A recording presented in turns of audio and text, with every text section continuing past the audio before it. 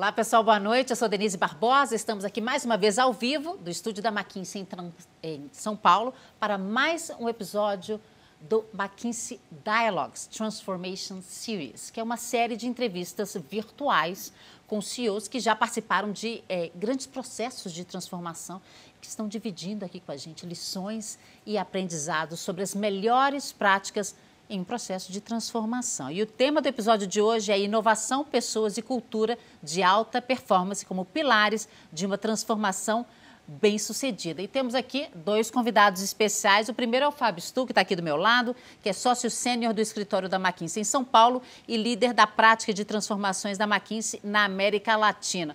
Tudo bem, Fábio? Tudo bem, boa noite. Boa noite. Ele vai bater um papo com o João Carlos Brega, que é presidente da Whirlpool Latin America e vice-presidente executivo da Whirlpool Corporation. Brega ingressou na Whirlpool em 1995 como controller e ocupou vários cargos na área financeira da empresa no Brasil e também nos Estados Unidos. Depois, ao longo dos anos, ele liderou a empresa em vários países da América Latina, como Chile, a Argentina e o México, além do Canadá. Ele foi também presidente da Embraco, que é o negócio global de compressores da empresa. Brega também é board member pro bono da AACD, que é a Associação de Assistência à Criança Deficiente, e board member da usina São Martinho. Longo currículo. Tudo bem, Brega? Obrigada por estar aqui com a gente. Oi, boa noite. Obrigado a vocês pelo convite. Uma honra estar aqui. Antes de começar, eu queria só dar dois recadinhos aqui rapidinho. Quem estiver nos assistindo e quiser a tradução simultânea, simultânea para o espanhol, cliquem no link que está aqui embaixo da tela de transmissão. E eu queria também pedir a colaboração de vocês para mandarem perguntas durante toda a nossa sessão, também no espaço que está aqui embaixo da tela. A gente vai ter um espacinho no final aqui do nosso programa para essas perguntas e a participação de vocês é fundamental. Agora sim, vamos começar com você, Fábio. Obrigado, Denise. Boa noite a todos. Obrigado pela participação.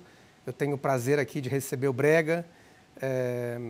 Uma honra grande em nome dos sócios da McKinsey.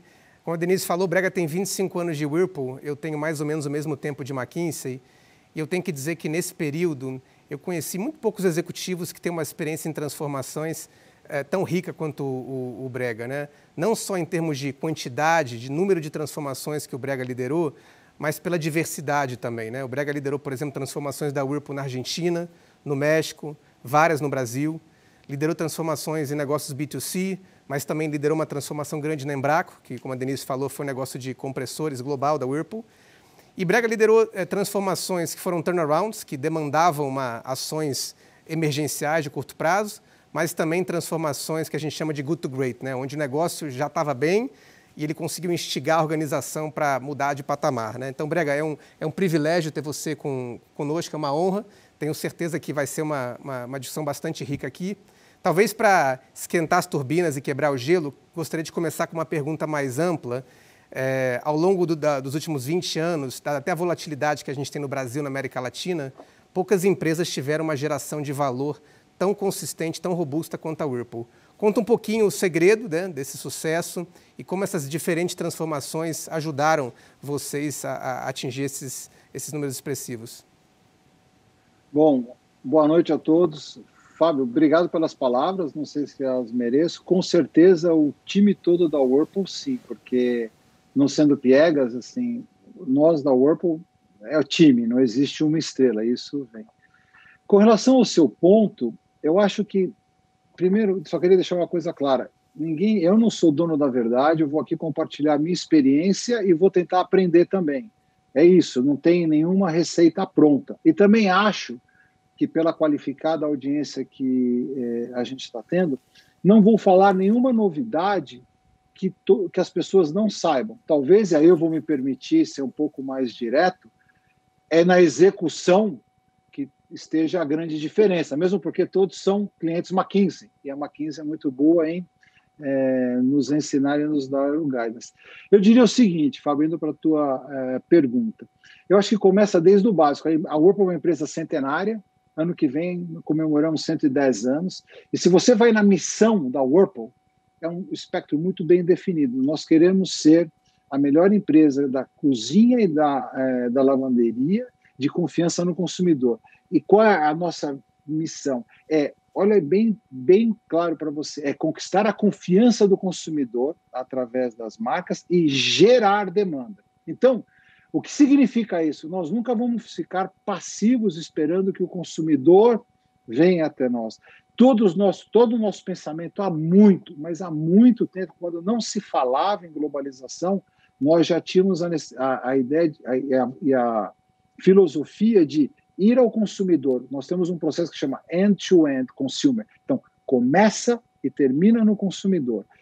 Por fim, a gente faz muito benchmark, não só com a nossa indústria. E há muito que nós nos definimos assim, nós não vendemos geladeira, a gente ajuda a preservar comida. A gente não vende fogão, a gente ajuda a preparar a comida. A gente não vende lavar roupa, a gente ajuda a cuidar da roupa. A gente não vende lavar louça, aproveitando agora o momento muito claro. Mas a gente tem um slogan muito bacana, que é o seguinte: muito mais gostoso do que preparar o seu jantar é ter alguém que lave a louça. E aí, a lava-louça se encaixa bem. Então, nesse approach que, primeiro, é a filosofia, segundo, é um ambiente sano de trabalho, é meritocracia. A Whirlpool é muito robusta na meritocracia, depois a gente pode conversar. Eu acho que eu sou um exemplo vivo, mas eu poderia pegar muitos outros que começam numa área, depois roda, porque a possibilidade de carreira dentro da Whirlpool é muito interessante, e a paixão pelo que a gente faz. Então, a gente gosta da nossa empresa, a gente gosta do consumidor, a gente gosta das nossas marcas, e é para isso que a gente faz. Então, eu acho que é um conjunto, não tem nada. Agora, sempre se desafiar. A gente sempre se desafia para o melhor. A nossa comparação não é a nossa indústria, a nossa comparação é o todo, porque temos muito claro que o acionista tem a opção de colocar o seu dinheiro, seja na nossa empresa, na nossa indústria ou em qualquer outra. Tá? É isso. Legal, obrigado, Não Brega. sei se respondi. Mas... Respondeu. Deixa eu te fazer uma pergunta. Olha, nossos estudos da McKinsey, e acho que as transformações da Whirlpool não são diferentes, mostram que as transformações de mais sucesso são aquelas que, de um lado, as empresas fazem o dever de casa do lado de custo, né, conseguem reduzir custos expressivamente, aumentar a produtividade, mas, ao mesmo tempo, buscam crescimento, crescem, inovam, entram em novos mercados, têm nas suas marcas. Como é que vocês conseguem conciliar as duas coisas, custo e receita? Fábio, eu costumo dizer o seguinte, você precisa ter venda para falar de redução de custo. Mas se você não tem venda, você não tem redução de custo. Então, isso já coloca muito clara a ordem das coisas. Então, a prioridade primeiro é você ter venda. E é óbvio que essa venda precisa ser saudável, etc. e tal. Em tendo venda, você começa a qualificar. E aí você trabalha não na redução, mas na otimização de custos. Vocês nos ajudaram, muitas vezes, em processos de otimização de custos, cujo enfoque, por várias vezes, foram diferentes, onde a gente buscava otimizar áreas diversas que talvez naquele instante pudesse ir. Então, eu acho que é e, não é ou. Você precisa ter o volume e a venda para você poder trabalhar como otimizar. E aí você tem a parte de para fora, que é o que chamado que vocês falam que é o go-to-market, que é como estar junto com o cliente, com a melhor precificação, mix, respeitando regionalização, entendendo o consumidor, e como você faz isso. E aí são as melhores práticas de produção, de compras, de conversão, etc. E acho que não tem uma resposta, é o E, não é o ou. Legal. Comentei no início, né, você tem uma experiência grande em turnarounds, né, pegar operações. A Argentina, por exemplo, estava sangrando, você teve que tomar medidas drásticas, mas também você lidou com operações que estavam indo super bem e você conseguiu instigar a organização a mudar de patamar, né? Como é que você faz isso? Onde não tem um burning platform, como é que você cria de fato e instiga a organização a perseguir patamares muito maiores? Como é que você fez isso? É muito simples, né? Primeiro, porque todos nós queremos crescer. Uma organização só atrai e retém pessoas quando essa organização é vitoriosa, é ganhador e passa esse sentimento para todos. Então, essa é a primeira coisa. A segunda são as referências. Então, como eu te disse, a gente não busca benchmark dentro da indústria. Eu procuro benchmark nas melhores empresas. Um dos exemplos, vocês nos ajudaram, quando eu cheguei no México, a nossa referência era o mercado mexicano, a gente conversou e falou, não, a nossa referência tem que ser fora, tem que ser outras empresas, porque, de novo, tem que ter muito presente a opção que o acionista tem. O acionista ele coloca o dinheiro na nossa empresa ou não. Nós é que temos que fazer o nosso papel de fazer com que a gente tenha, dentro de parâmetros que são governança, coisas que não se discute, são o meio ambiente, governança, a prática social, cultura, diversidade, isso é básico. Em cima disso, você tem que dar um retorno apropriado para o acionista para que ele continue investindo na sua empresa. Legal. Começar a temperar um pouquinho mais a conversa. De 9 entre 10 executivos que eu conheço praticam o famoso under promise to over deliver, né? E eu te conheço há 16 anos, eu acho que você personifica exatamente o oposto, né? Você gosta de trabalhar com metas ambiciosas, né? Ousadas, mas realistas. Colocar meta agressiva é fácil, né? O papel aceita tudo, mas como é que você consegue instigar a organização, mobilizar os colaboradores para remar no mesmo barco e, de fato, atingir essas metas? Conta um pouco para a gente. Fábio, primeiro é o seguinte, né? Todo mundo não tem receita. Eu fui criado assim. A Whirlpool me ensinou isso, quer dizer, a gente sempre tem que buscar o mais alto e criar as condições para isso. E isso que acho que é o trick de você motivar. Primeiro, é o walk the talk. Segundo, é você ter todos o que permite, eu detesto falar esses termos em inglês, mas os enablers para propiciar a organização a chegar lá, tudo muito bem linkado. Não adianta você premiar uma pessoa por volume e não premiar ela por margem, se depois o objetivo é lucratividade. Essas coisas têm que estar muito bem conectadas. E saber reconhecer, aí é um ajuste muito fino, porque esforço, o inferno está cheio, você tem que premiar os vencedores. Mas você também precisa criar uma série de motivação. Eu vou abrir uma confidencialidade para vocês. Nós temos, como qualquer empresa, a parte da nossa remuneração variável muito maior do que a fixa. Quando o target é possível, mas ele é desafiador, se você atinge o target, o nosso bônus é 125, não é 100. Então, tem algumas coisas que você coloca para premiar. Como eu posso dar um exemplo? Eu não era o CEO na época, era outra pessoa, era o Paulo Periquito. Teve um ano que o bônus no Brasil foi zero. Zero. Isso é público também. E ele também ganhou zero. Só que como é que ele transformou o ano que vem para a gente virar? Como todas as empresas, a grande maioria, os bônus são anuais. No ano seguinte, ele fez bônus trimestrais. E eu me lembro que eu acompanhei, a gente foi e divulgou a meta e tal, e a gente foi indo. Então, a gente está certo, a gente cumpriu a regra, porque não tem esse negócio de dar desconto, mas ao mesmo tempo você permite que todos vão. E você é parte do time, você não é um jogador que fica fora. Então, o engajamento vem. Acho que é um processo natural. Vão ter acidentes? Vão, mas a gente sempre entrega. Muitas vezes também a ignorância ajuda. Às vezes, quando você é muito experiente, você já fica meio perigoso. Eu vou te dar um exemplo, vocês comentaram da Embraco. Quando eu fui convidado para ser o CEO da Embraco, que é uma empresa B2B e é uma empresa global, então tinha muita exportação do Brasil para a Europa, tal, tem muito inventário overseas. E aí o working capital da Embraco era gigantesco.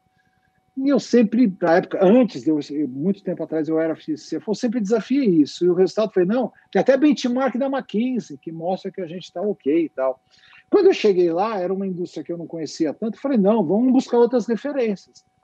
E talvez por isso a gente pegou e conseguiu, com um time engajado, um time maravilhoso, um dos melhores times que eu já trabalhei, a gente trouxe esse working capital para níveis muito, muito saudáveis, eu chamo assim. Legal, muito legal. Acho que o título da palestra tem 3 pilares, né? Gestão de talentos, cultura e inovação. Queria agora entrar um de cada vez, começando pela parte de pessoas. Acho que foco em pessoas, grande parte das empresas anuncia, publica esse foco em pessoas, mas na prática poucas conseguem fazer. Você falou muito aí do time, da importância do time. Fala um pouquinho como é que na prática vocês conseguem dar o foco nas pessoas, no desenvolvimento dos colaboradores. São várias coisas, não é uma coisa só. Então, vamos começar com a nossa cultura e com nossos valores. diversidade com inclusão. Esse é um valor da Whirlpool muito forte já há muito tempo. E por quê? Porque a nossa população interna tem que refletir a sociedade que a gente serve. Então, não adianta a gente, se o nosso perfil de consumidor num país como o Brasil é 52% mulher, 48% homem, não adianta a gente ter 100% homem. A gente não vai saber tomar essa decisão. Isso é muito importante, isso é a primeira coisa. E inclusão, as pessoas, então, esse é o primeiro ponto. O segundo ponto é atração e retenção. Você só consegue atrair e reter com desenvolvimento de carreira. E o que é desenvolvimento de carreira? Você tem que ter uma proposta de ser uma empresa vitoriosa e continuar crescendo e permitir que as pessoas cresçam. Como? Meritocracia. O que é meritocracia? Ambiente sano. A Whirlpool presta muita atenção no ambiente sano, mas ambiente sano para você pode ser uma coisa, para mim pode ser outra. O que a gente faz? A gente procura, de novo, benchmark. A gente participa o Great Place to Work, por exemplo. E por que a gente participa? Porque ali a gente não entra no mérito dos critérios, mas é uma maneira da gente poder se comparar com outras empresas, de outros setores. E mais importante que a medição em si, é que se ela é feita da mesma maneira, ano sobre ano você vê evolução. Então, são várias coisas que a gente faz. A gente tem a felicidade, pelo resultado, de ter trajetórias de sucesso nesse crescimento vertical, mas também a gente é muito franco com todos os colaboradores. A gente tem não só os que crescem, mas o que a gente chama de solid performance, que são aqueles que também entregam e são muito bons no que fazem, e não tem mais possibilidade de promoção vertical, mas a gente quer mantê-los, então a gente também tem uma carreira e todo um desenvolvimento salarial de compensation para eles. Nós somos uma empresa muito de tecnologia, nós temos só no Brasil, mais de 400 engenheiros que trabalham em tecnologia. Tem muito deles que não gostam de liderar, o chamado carreira Y. Não tem problema. A gente precisa e a gente incentiva e tem uma maneira de reter e ter uma carreira de sucesso para eles também. E óbvio, você vai aprendendo com outros, ninguém é dono da verdade, é sempre trocando experiência, sempre. O que eu acho que é mais importante é trocar experiência e implementar. Muito bom. Você falou de diversidade, acho que historicamente a Whirlpool sempre teve uma liderança feminina muito forte, né?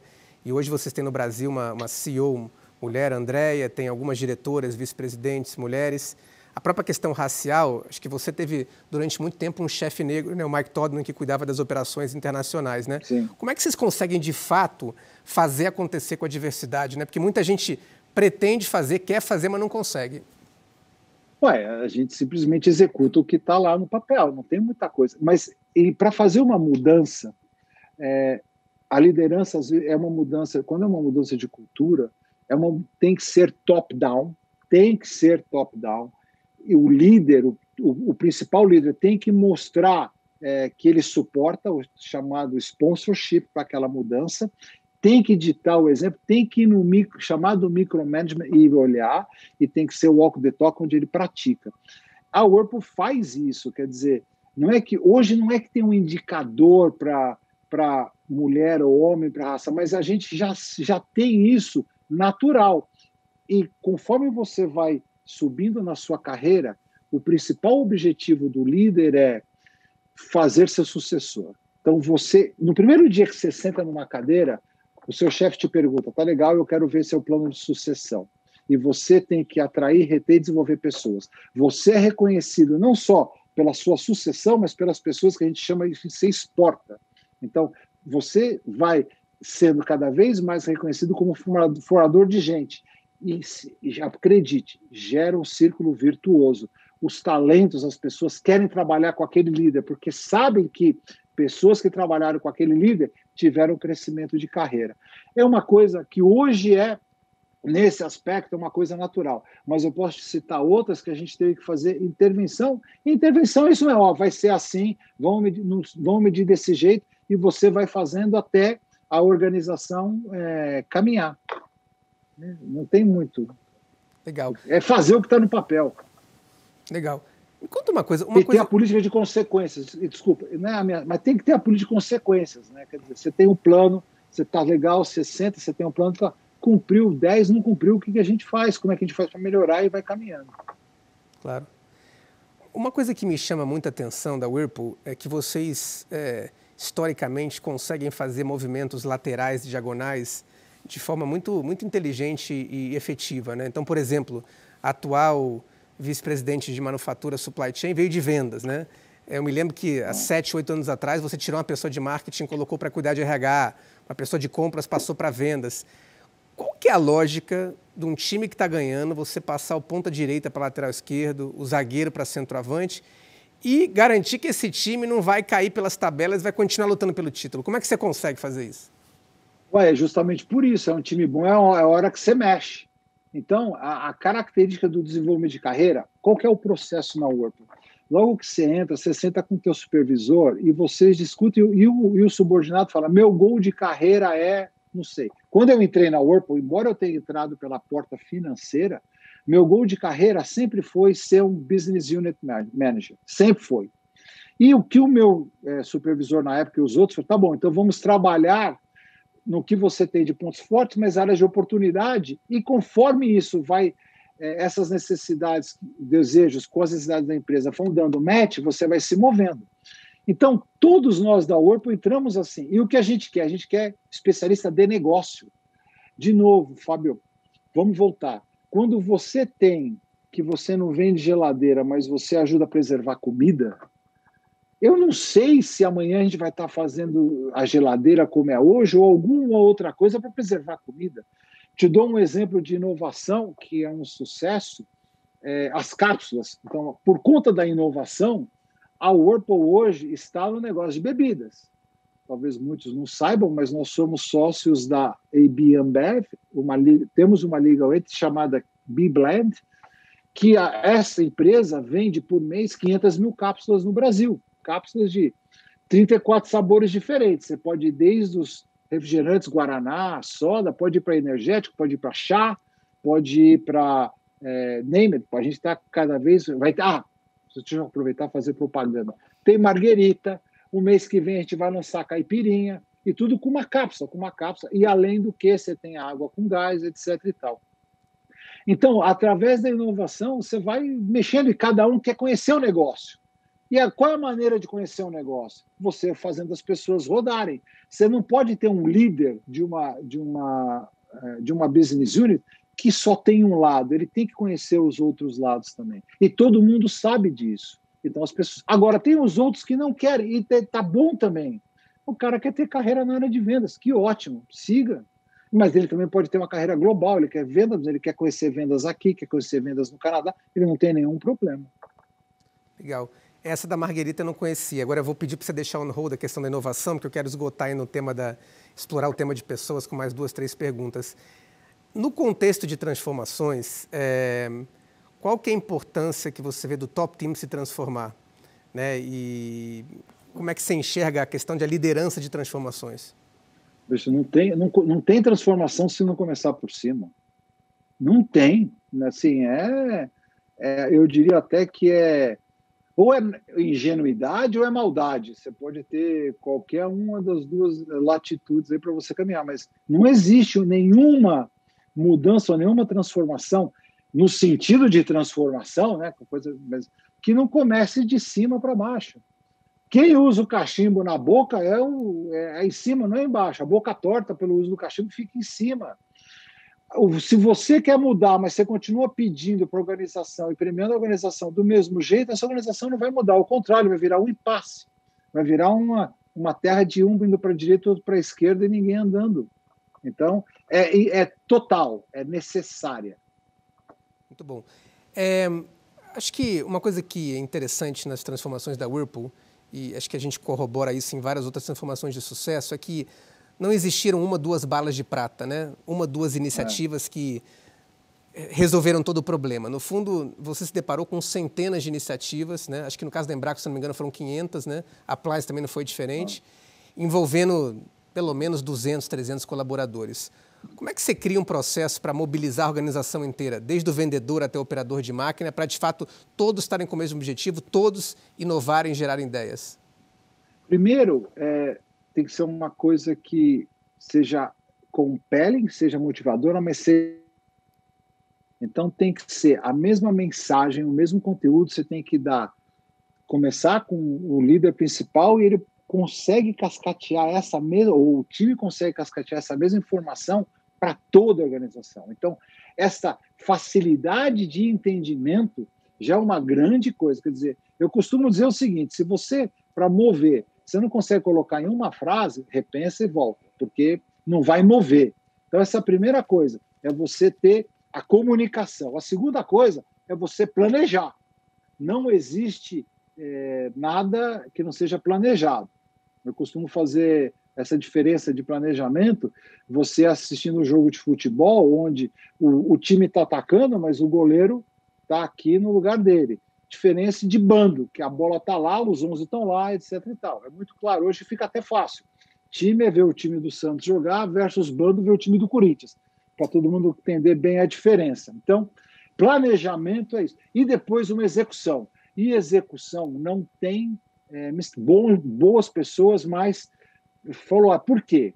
A única certeza que você tem quando você planeja é que o resultado vai ser diferente no dia a dia. E você tem que ter uma agilidade muito rápida de coletar, comparar e corrigir. E aí, eu volto a falar, numa transformação, num tipo desse, o chamado micromanagement mas é. O líder, na minha opinião, tem que ter a habilidade de trafegar alto, boa parte do tempo, mas quando necessário ele tem que mergulhar e fazer o que precisa ser feito, porque é intervenção, ele precisa mudar, ele só muda com o exemplo. Imagino que você deve ter se deparado com colaboradores que foram resistentes à mudança, que não estavam querendo remar no mesmo barco. O que você faz numa situação dessa? Muito simples. Eu costumo dizer o seguinte, todos têm o direito de opinar, mas chega uma hora que a decisão precisa ser tomada. E uma decisão tomada, primeiro, quando você precisa tomar uma decisão, é porque no mínimo existem dois caminhos, senão não precisava tomar decisão. E é óbvio que existem prós e contras em cada decisão. É óbvio isso. O que você precisa verificar é qual que eu vou. E neste momento, todos, eles não precisam concordar, mas eles precisam aceitar e mover. Quando a pessoa não concorda, não quer fazer parte, não tem problema. Eu acho que o principal ponto de um líder é reconhecer a colaboração daquele colaborador por um determinado período de tempo, mas entender que ele tem o direito de buscar outras oportunidades, como a empresa tem o direito e o dever de ter colaboradores que se comprometam. E aí, Fábio, é tão simples quanto, tá bom, vamos amigavelmente, cada um segue o seu caminho e a vida continua. Não tem problema, não tem ameaça. Assim, se você não quer embarcar, não tem problema. Mas a gente precisa mover, a empresa se move com as pessoas todas na mesma direção. Legal. Vamos transicionar para o segundo pilar aqui, que é a cultura de alta performance. Aliás, esse é um buzzword que a gente ouve constantemente, né? O que é cultura de alta performance para você? E como é que você vê isso se materializar na Whirlpool? Tem visto isso se materializar na Whirlpool? Então, eu realmente não gosto dessas palavras ou dessas frases que parece um guarda-chuva que todo mundo entra embaixo. É igual a inovação, que depois a gente vai falar, ou é igual pessoas, né? Eu sou mais... O que eu acho é o seguinte, nós estamos voltando para gerar valor diferenciado para o acionista. É isso, dentro de regras, etc. Mas é isso para a gente estar. E aí, entregar o resultado de forma sustentável. Então, não adianta você entregar o resultado do ano comprometendo. É muito fácil, às vezes a gente tem o seguinte, né? Às vezes vem as pessoas e falam assim, olha, a gente tem o plano, o objetivo desse ano para entregar, mas eu preciso fazer esse investimento no projeto que é daqui a 2 anos. Só que se eu fizer esse investimento, vai ter um gasto, eu não vou entregar esse ano. Agora, se eu não fizer, a gente vai ser comprometido. O que eu faço? Aí é muito claro. E não é ou. Nós somos pagos para administrar uma inequação. Curto prazo e longo prazo. Não existe o ou. Não existe. É a mesma coisa. Earnings no lucros e perdas ou é caixa? São os dois. São os dois. Então, para mim, cultura de performance entende entregar resultados sustentáveis, diferenciados ao longo do tempo. Não é uma vez na vida, não é cometa Halley, mas é sustentável ao longo do tempo. E o que é sustentável ao longo do tempo? Você começa a ver a marca, você começa a ver o como, não é só o que, é o como. Pessoas, que não é quando o Messi está em campo, mas é o time inteiro que anda. Essas coisas é que, para mim, são culturas de alta performance, traduzidas e, às vezes, tangibilizadas em resultados numéricos ou em alguma premiação específica. Legal. Você falou desse equilíbrio de curto e longo prazo, né? Existe uma força gravitacional enorme, que são os incentivos, né? Muitas empresas são cobradas, acho que vocês não são diferentes, pelo famoso EBITDA, tem resultados trimestrais. Como é que você garante que a empresa, de fato, está, além de buscar o resultado do curto prazo, está pensando no longo prazo, está inovando? Como é que você atrela isso? Pelos indicadores que você coloca para a organização em todos os níveis, né? Então, vou falar, e é público que eu vou falar, a remuneração da Whirlpool, dependendo do nível, conforme você vai subindo, menos de 1/3 é o salário mensal. Aí você vai para as remunerações que comprometem, que indicam o resultado do ano, mas boa parte são os resultados de longo prazo. E aí que você vai construindo. Mas você precisa também dar esses reconhecimentos, porque as pessoas querem saber se elas estão atingindo a expectativa. Se você não... cada um de nós, cada colaborador da Whirlpool, eu me incluindo, o próprio CEO global se inclui, ele tem o que a gente chama de um compromisso do ano. Então, você tem compromissos do ano que são, do ponto de vista operacionais, você tem compromisso do ano com objetivos estratégicos e compromisso do ano com o seu desenvolvimento pessoal. E cada um deles é orientado por pesquisa com os seus colaboradores, necessidades do negócio, seja de curto prazo, seja de longo prazo. É assim que você compõe. Então, é desta forma que você premia. Eu não sou partidário do incentivo de curtíssimo prazo, de forma nenhuma, porque eu acho que isso distorce. Por mais que você tenha chamado pesos e contrapesos, você tem que ter um balanço correto, porque o longo prazo vira curto, né? Legal. Nossa experiência mostra que 70% das transformações falham, e não falha por causa do plano, né? Porque um plano bom todo mundo tem, né? Falha por resistência dos colaboradores, por problemas culturais que não são endereçados. Como é que vocês, nas diferentes transformações, vocês lidam com isso? Como é que vocês estimulam mudanças de comportamento, catalisam mudanças de cultura que são importantes? Tem lá o famoso change management, né? Process, que é assim, se define aonde nós estamos. Aí você define aonde a gente quer chegar e você constrói a ponte. E aí, ao fazer isso, você identifica os targets que vão ser impactados por essa mudança. Maior grau ou menor grau. E aí, nesses targets, ou stakeholders, seriam ou cliente, ou fornecedor, ou próprio colaborador. E aí você trabalha e você procura colocar as condições de contorno para explicar para essas pessoas e ter uma discussão. Olha, essa aqui é a nossa jornada, é onde nós estamos, a gente entende que a gente precisa chegar naquele ponto e esses aqui são os caminhos. Você está junto e você começa a dar alguns amortecedores ou não e é assim que você vai. E, de novo, não dá para fazer omelete sem quebrar ovos. E aí é que entra o patrocínio da alta liderança. Eu já tive a oportunidade de fazer transformações onde colegas, colaboradores de muitos anos saíram da empresa. E se foram ruins? Não. Foram tratados com respeito, com reconhecimento. Hoje são executivos de sucesso muito em outras empresas. E as pessoas que ocuparam os lugares deles também ajudaram a transformação. Então, o que eu acho, é uma lição que eu aprendi, é que você, como líder, não pode demorar muito tempo, ou não pode demorar nenhum tempo a tomar decisão sobre pessoas. Porque isso prejudica uma movimentação. E por mais duro que seja, eu já tive que tomar, depois a gente pode conversar um pouco mais, que não tem nenhum problema em ter sentimento. Isso eu falo também quando eu faço face-to-face. Nossa, parece que o executivo tem que ser uma pessoa... Não, eu já tomei decisão que eu chorei a noite antes. O exemplo da Argentina, que a gente fechou uma planta no tempo do cavalo lá, quando saiu do hard currency, que nós fechamos uma empresa, uma planta, do dia para a noite foram 400 diretos, se você multiplicar por 3, são 1.200, né? Eu tomei a decisão, fui no board da Whirlpool, foi aprovado, e eu, no dia anterior eu chorei, porque eu sou humano, mas não significa que eu não tomei a decisão. Qual o conforto que a Whirlpool dá? Eu já cresci muitos negócios, mas infelizmente pelo tempo de Whirlpool eu também tive que fechar alguns. Nunca, seja quando eu era parte do time ou depois quando eu liderei time, nunca eu ouvi assim, olha, então o orçamento é esse? Legal.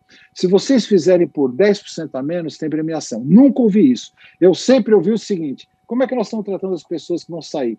Nós estamos ajudando as pessoas a serem respostas? Como é que nós estamos vendo os casos de saúde? Sempre foram essas perguntas. Então, são amortecedores que te permitem colocar a cabeça no travesseiro. Mas decisões difíceis e uma transformação, você não faz sem quebrar ovos. Eu tive que transacionar pessoas que são meus amigos particulares, porque depois de 25 anos, você acaba ficando com amigo. E chegou um momento de carreira que não faz parte. Faz parte. Acho que você tocou em pontos importantes, né? Não deixar de tomar decisões difíceis e não procrastinar essas decisões difíceis. Isso é fundamental numa transformação. Acho que você tem feito isso muito bem, né? E fazer isso de forma transparente, né? Estão chegando várias perguntas da audiência. Aliás, por favor, mandem, né? Daqui a pouco eu vou abrir para essas perguntas. Queria, antes de abrir para as perguntas, tocar no tema de inovação, né? Inovação é um tema que acho que 10 entre 10 empresas querem fomentar, poucas conseguem fazer bem. Como é que vocês conseguem, de fato, fazer isso bem na Whirlpool? Qual que é o segredo desse sucesso? Eu não quero dar nenhuma lição, não tenho nenhuma receita pronta. Eu vou explicar como é que a Whirlpool faz. Então, vou voltar na missão da Whirlpool. A missão do Whirlpool é conquistar a lealdade dos consumidores através de geração de demanda. Então, a responsabilidade de gerar a venda. Eu costumo dizer o seguinte, a gente vende, não é o consumidor que compra. Tem uma diferença muito grande nisso. E aí, inovação é aquele termo que é um guarda-chuva que cabe tudo. Inovação para o Whirlpool são se 3 coisas não acontecerem ao mesmo tempo, não é inovação. Primeiro ponto, trabalhamos com o consumidor. A inovação tem que ser facilmente entendida pelo consumidor. Mesmo que por detrás tenha uma complexidade incrível, mas ela tem que ser facilmente entendida pelo consumidor. Eu costumo dizer assim, não pode ser um controle remoto de televisão, que você tem aquele montão de você não sabe, nem aperta, liga e desliga. Não, tem que ser simples. Segunda coisa, tem que ser possível de repetir. Não adianta ser um cometa Halley. Não adianta ser um palito de fósforo. Você quer invenção mais maravilhosa que um palito de fósforo, cara? Só que ele não repete. Você usou uma vez, acabou. Isso, então, não é inovação. Terceira coisa. A relação custo-benefício tem que ser boa para o consumidor, mas para a empresa também. Então, não adianta eu pegar e começar a, doar produto e achar a inovação agora é doar produto, porque a empresa tem que ser remunerada para que ela possa continuar. Tem que ter uma cultura de você patrocinar o risco. Inovação é o novo. O novo é desconhecido. Então, vou dar uma observação, um parâmetro para você. De cada 10 ideias, uma vira produto. A mortalidade são 90%. A grande sabedoria é matar o quanto... Mata é uma palavra horrível, né? É parar o projeto o quanto antes. Na medida que você percebe que não vai voar, mata e vai atrás de outra. Não deixa, não alonga para tomar a decisão, não vai lá, incentiva, não investir, mas não, toma a decisão, mas de cada 10, 1. E aí você tem que ter uma premiação, um reconhecimento para as pessoas, que não adianta você só premiar o vencedor, aí ninguém mais vai querer ir nos outros. Então, a inovação é risco, não adianta. E é um risco que, para você entregar o curto prazo, é fácil. Corta o orçamento da inovação que você entrega, mas depois eu não estou lá na frente, depois eu não vou estar, por acaso, entrando no mercado de bebidas ou outras inovações que a gente pode falar. Então, tem que ter esses 3 critérios, tem que ser percebido pelo consumidor, tem que ser facilmente repetitivo e tem que ter um retorno interessante para o consumidor e para o acionista. Aí é inovação. Agora, cultura que premia e patrocina e suporta o risco. Não adianta ser, cara, vamos inovar, mas joga aqui na defesa. Aí não tem jeito. Você falou de repetição, uma curiosidade, né? As empresas estão cada vez mais enfatizando esse lado do engajamento, da importância do engajamento. Um dos fundadores do iFood, por exemplo, declarou que, no fundo, todo mundo quer ser uma fintech para que o consumidor use várias vezes durante o dia, né? Um consumidor compra uma geladeira, uma máquina de lavar a cada 5, 7 anos. Como é que vocês mantêm o engajamento do consumidor nesse período?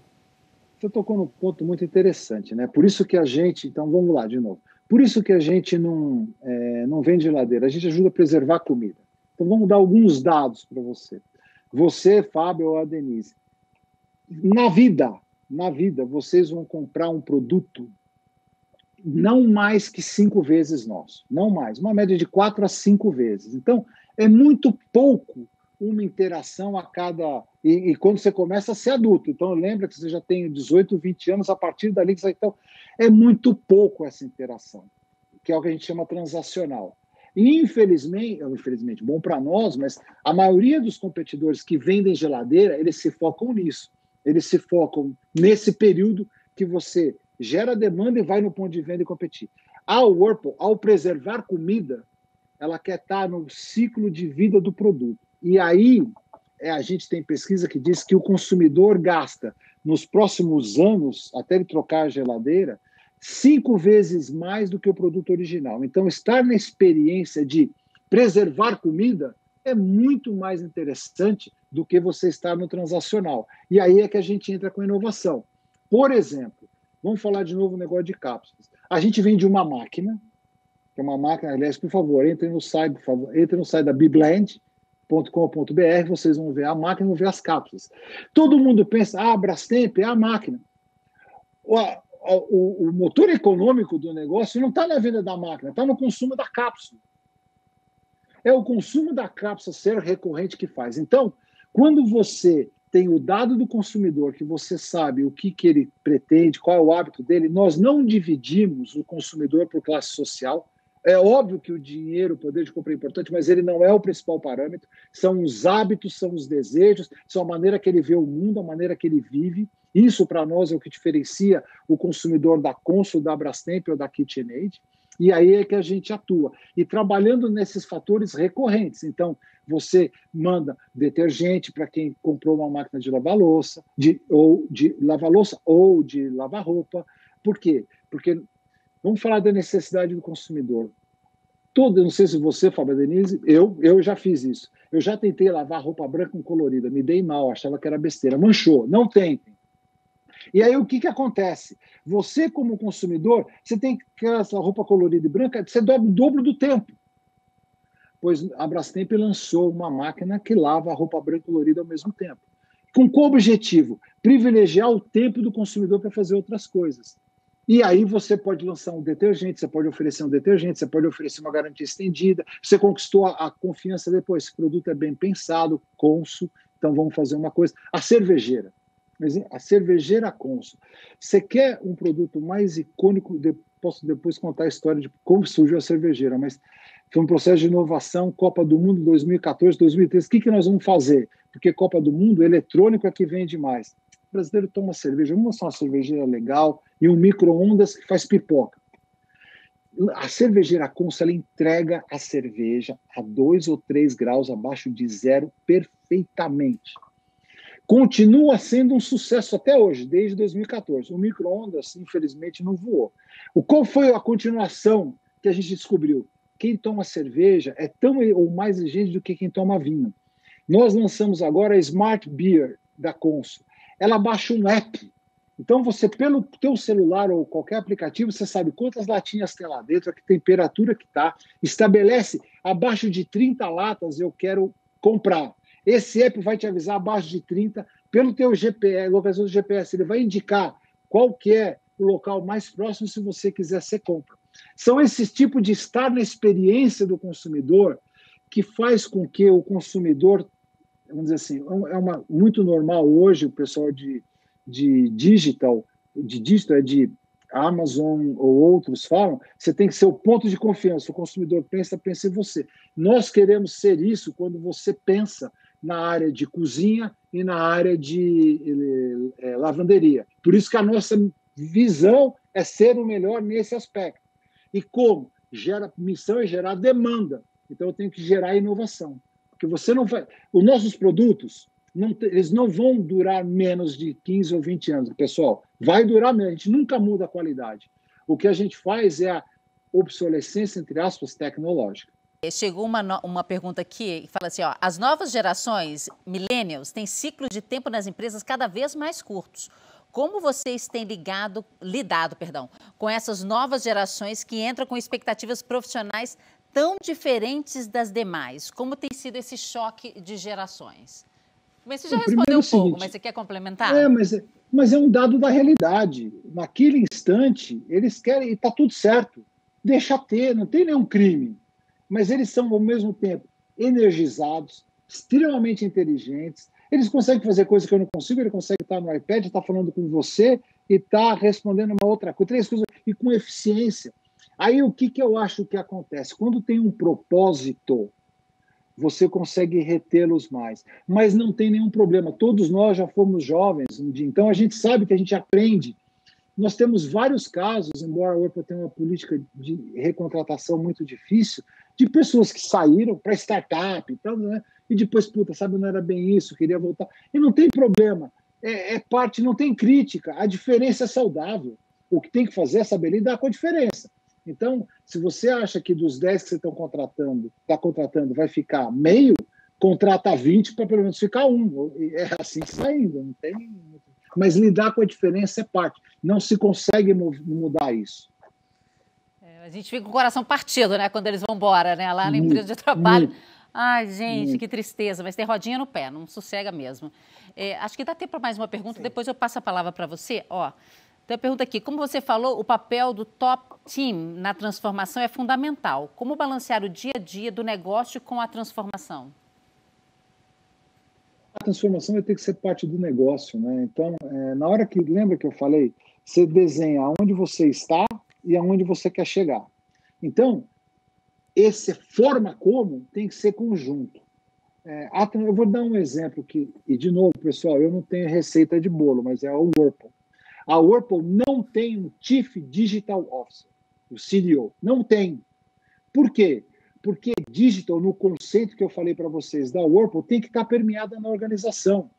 Lembra um tempo atrás que tinha qualidade, que parecia que pertencia a um terceiro. Não, tem um diretor de qualidade, de qualidade, depois de qualidade. Não, é de todo mundo. Então, a transformação é de todo mundo, em maior ou menor grau, mas ela pertence a todos. Não tem essa. É óbvio que você precisa ter o planejamento, por isso que eu falei planejar. Tem gente que vai estar mais envolvida, menos, mas todos têm que, no mínimo, patrocinar. Porque a organização testa. Pessoal, eu costumo dizer que é igual músculo na transformação. Você muda, mas tem a tendência de voltar à posição anterior. Aí você precisa ir lá e fazer de novo. Isso aí. Vou passar a palavra para você, agradecer ao Brega a presença dele aqui com a gente. Foi maravilhoso, viu, Brega? Mas fala aí. Sim, Me manda depois no telefone para você comprar lá os pedidos, que é uma promoção boa. Você esqueceu da Biblend, viu? Da Biblend é ótima. Biblend, quero também. Aliás, tem vários executivos da Ambev aí participando, gostaram aí do Merchan, Brega. E eu gostei desse comentário final, que a transformação, no fundo, ela tem que ser meio, não pode ser o fim, né? A transformação serve para um propósito do negócio, né? Olha, eu te conheço há 16 anos, né? E aprendi muito hoje, né? Então, tenho certeza que a nossa audiência aí, que é composta por CEOs, CXOs do Brasil e da América Latina, achou bastante rica a discussão. Queria agradecer muito, foi um privilégio para a gente ter você conosco aí, por ter cedido uma hora do seu tempo. Muito obrigado, viu? Deixa para você. Eu que agradeço a vocês a oportunidade. Desculpem aí, às vezes, o jeitinho, Brega, de ser um pouco mais alto ou não. Mas, de novo, não tem nenhuma receita de bolo, é muito mais passar minha experiência. Existem outras maneiras de atingir resultados até melhores. Eu só quis dividir aqui o que nós da Whirlpool praticamos. Muito obrigado pela oportunidade. Boa noite. Obrigada. Foi um aprendizado maravilhoso te ouvir, Brega. Você falou muito fácil, muito simples, parece que tudo é super tranquilo, né? Foi ótimo, super obrigada. Fábio, também muito obrigada por esse bate-papo cheio de insights, de inovação, pessoas, cultura. Foi muito legal mesmo. A você de casa, também muito obrigada pela sua participação, a você que está no escritório, que está aqui nos assistindo e ficou aqui com a gente nos últimos 60 minutos. Super obrigada. Próxima sessão do McKinsey Dialogues Transformation Series vai acontecer em 2 semanas e você vai receber todas as informações para poder participar mais uma vez conosco. A seguir, a gente vai colocar aqui na tela uma pesquisa de satisfação online sobre a sessão. Eu agradeço muito se você puder participar, é bem rapidinho. Muito obrigada, um beijo e até a próxima. Tchau.